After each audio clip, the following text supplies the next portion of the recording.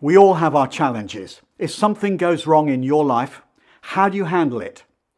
How do you describe it to yourself? What is your internal dialogue? Because it makes a big difference.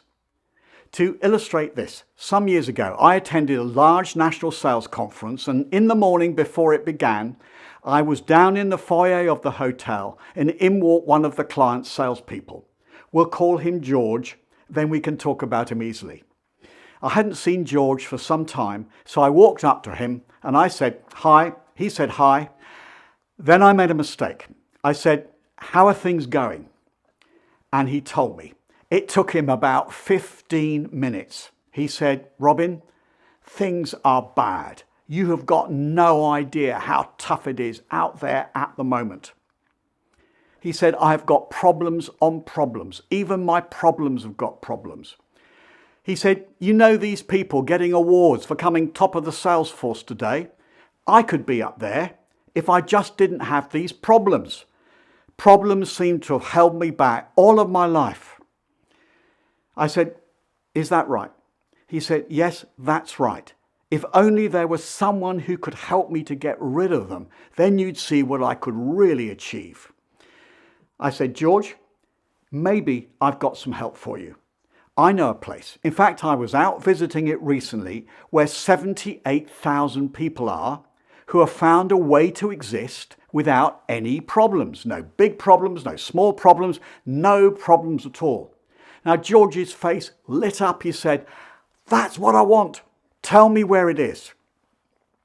I said, "I'll tell you, George, but I don't think it's quite what you had in mind.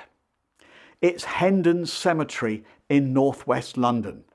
78,000 people are in residence there, and not one of them has a single problem. They don't care whether they make target or not.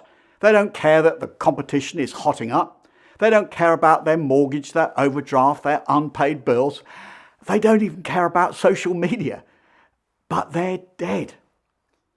Now, if that's true, which it obviously is, then doesn't it follow that problems constitute a sign of life? The more problems we've got, the more alive we are. And that attitude towards problems, towards adversity, towards setbacks is absolutely vital. Someone once said, "Problems and progress go together. You can't have one without the other."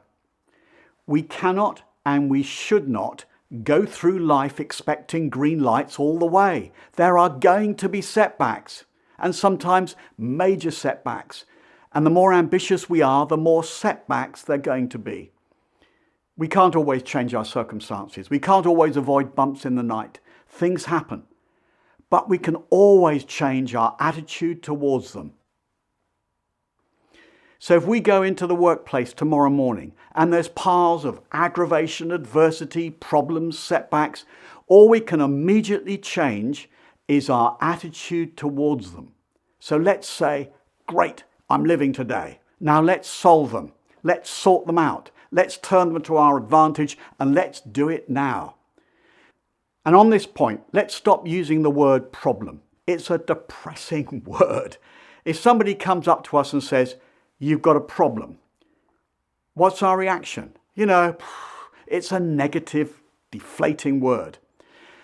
But if somebody comes up to us and says, "You've got a challenge," our reaction is much more positive. It's half full as opposed to half empty. It just feels more solvable. Having a positive reaction to adversity will strengthen you in almost every way. It will help make resilience your superpower. And that is a key to career success. If you found this video useful, please click the like button and subscribe to our channel.